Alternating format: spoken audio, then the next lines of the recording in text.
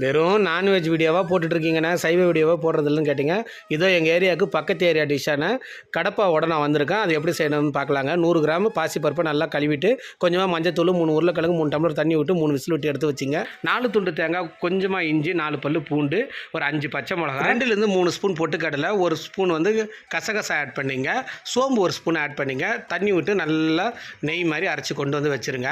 சட்டியில் நல்லா எண்ணெயை விட்டு பட்டை கிராம்பு ஏலக்காய் போட்டு நல்லா தாளிச்சிங்க. 2 பச்சை மிளகா, ஒரு கைப்பிடி வெங்காயம் போட்டு வதக்கிட்டு கொஞ்சமாக கொத்தமல்லி கருவேப்பிலையை போட்டு வதக்கிட்டு நல்லா பழுத்த தக்காளி ஒன்று ஆட் பண்ணுங்கள். ஒரு 6 பேருக்கு சமைக்கிறப்ப 1 டீஸ்பூன்லேருந்து 1.25 டீஸ்பூன் வரைக்கும் சால்ட் ஆட் பண்ணுங்கள். ஒரு 1/4 டீஸ்பூன் வந்து மஞ்சத்தூள் ஆட் பண்ணுங்கள். அரைச்ச விழுது ஆட் பண்ணிவிட்டு டிஷ்ஷுக்கு தேவைப்படுற அளவுக்கு தண்ணியை விட்டு நல்லா கொதிக்க விடுங்க. ப்ரெஷர் போனதுமே குக்கரை ஓப்பன் பண்ணி உருளைக்கிழங்க சின்ன சின்ன பீஸாக எடுத்து கட் பண்ணி வச்சுருங்க. அதே போல் பருப்பு நல்லா கடைஞ்சி விட்டு இதில் ஆட் பண்ணி நல்லா கொதிக்க விட்டிங்கன்னா கமகமன்னு வாசனை வருங்க. அந்த டைமில் உருளைக்கிழங்கையும் ஆட் பண்ணிவிட்டு 4-5 நிமிஷம் அடி பிடிக்காமல் கிண்டி விட்டு எடுத்துட்டிங்கன்னா அட்டகாசமான கும்பகோணம் கடப்பை